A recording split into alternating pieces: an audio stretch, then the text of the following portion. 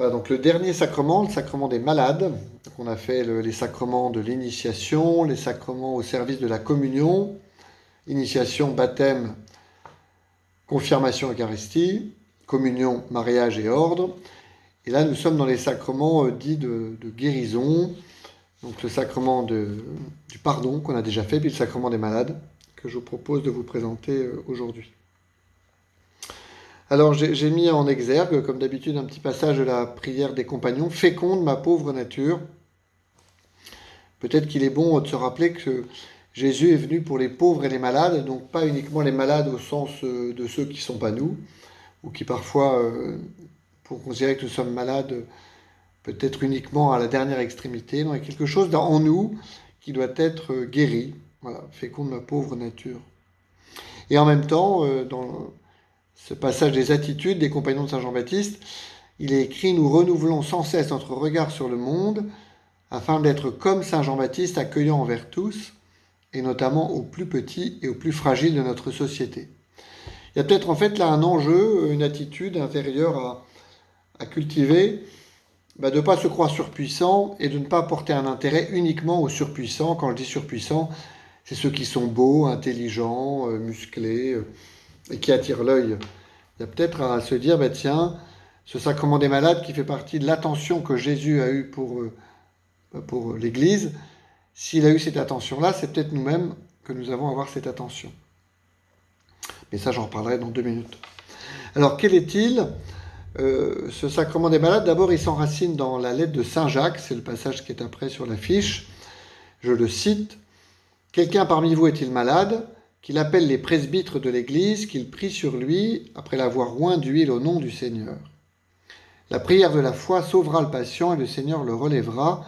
S'il a commis des péchés, ils lui seront remis. » On voit que dans ce court passage de la lettre de Saint Jacques, en fait, est comme décrit le sacrement des malades, l'onction d'huile, le fait que c'est d'abord une maladie physique qui est évoquée, donc ça touche à notre intégrité physique, mais il y a ce que dit Saint Jacques, s'il a commis des péchés, lui seront remis. En fait, le sacrement des malades est un sacrement qui est donné pour accompagner un passage particulier de notre vie, c'est quand il y a une maladie qui touche à notre intégrité, c'est-à-dire quand on est, si j'ose dire, en danger peut-être pas de mort, mais il y a quelque chose qui est très impactant, une opération, c'est pas un rhume ou une quelconque infection.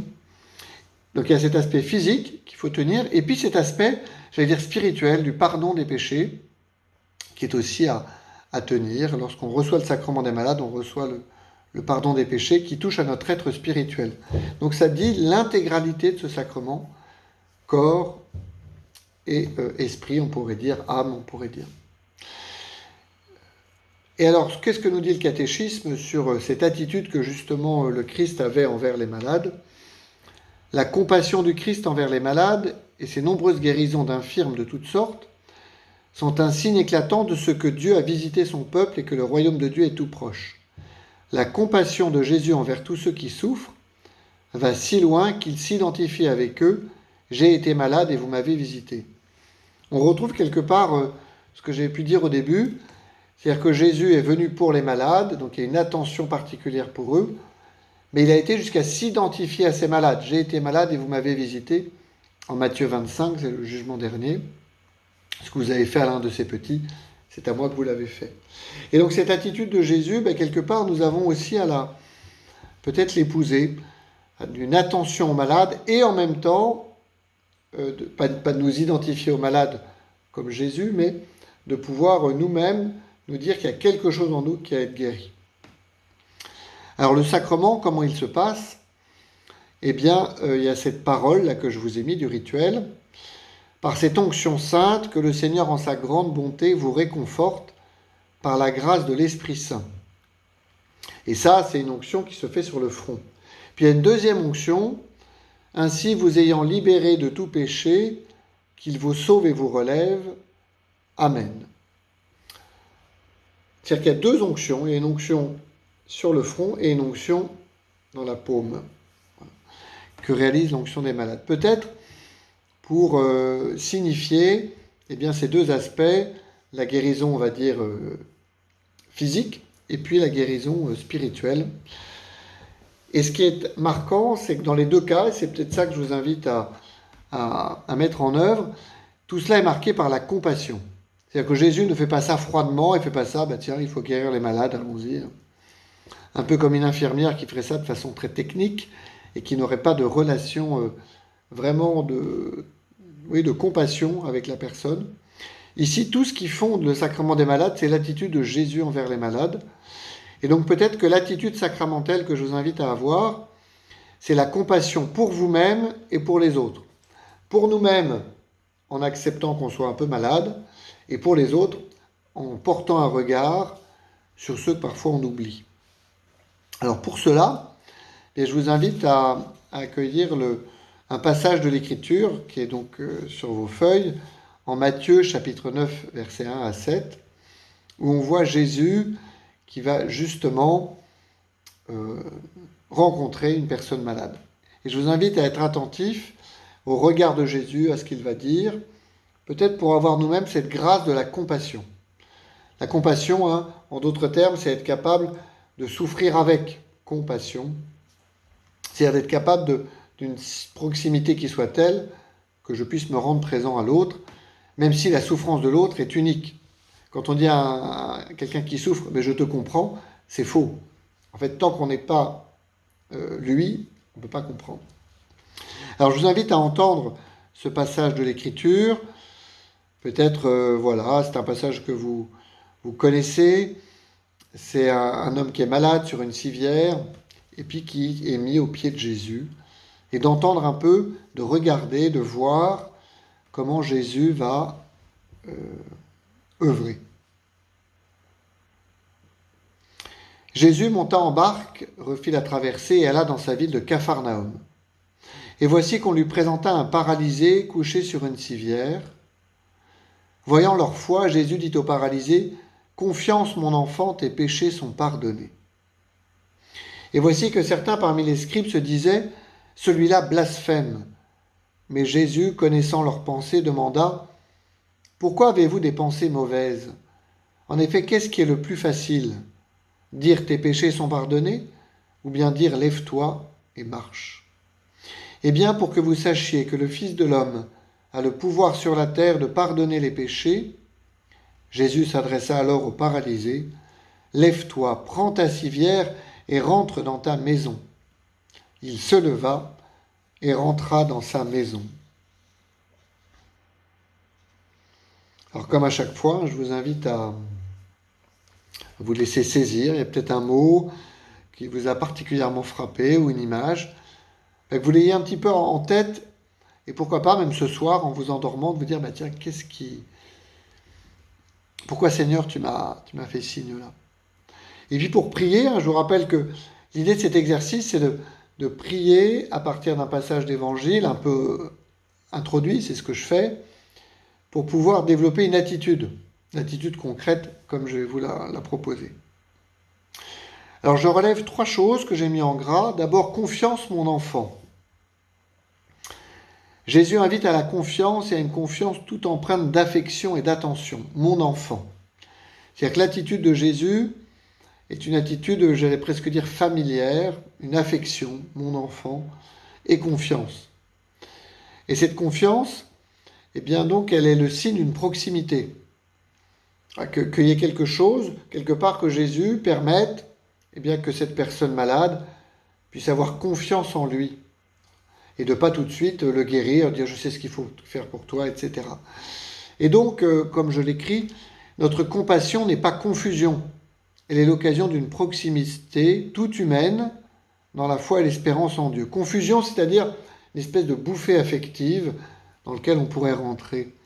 Non, il y a une affection réelle et en même temps un appel à la confiance de l'autre. On ne peut pas violer l'autre en lui imposant même ce qui nous semble bien pour lui.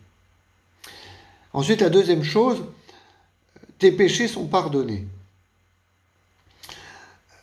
Cette personne qui n'est pas venue d'elle-même, elle est venue à porter sur une civière, est-ce qu'elle avait demandé, ça on ne sait pas, elle n'est pas venue d'abord pour voir ses péchés pardonnés, certainement qu'elle espérait la guérison, Et pourtant, Jésus va l'introduire dans cet aspect-là. Seul Dieu pardonne, mais sommes-nous disposés à être pardonnés? La maladie, le grand âge peut être l'occasion de se laisser rejoindre par la miséricorde de Dieu. C'est-à-dire dans des situations parfois de détresse, on baisse les masques, voilà, les bras presque, et là Dieu peut agir en nous.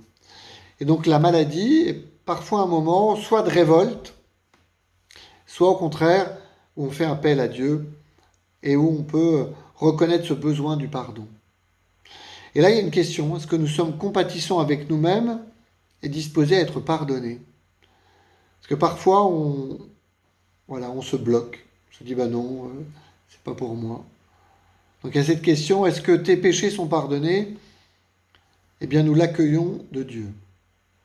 Enfin, lève-toi, prends ta civière et rentre dans ta maison. La compassion de Jésus relève, rend la dignité à cet homme en lui permettant de porter son brancard. Ce brancard, c'est la paralysie transformée.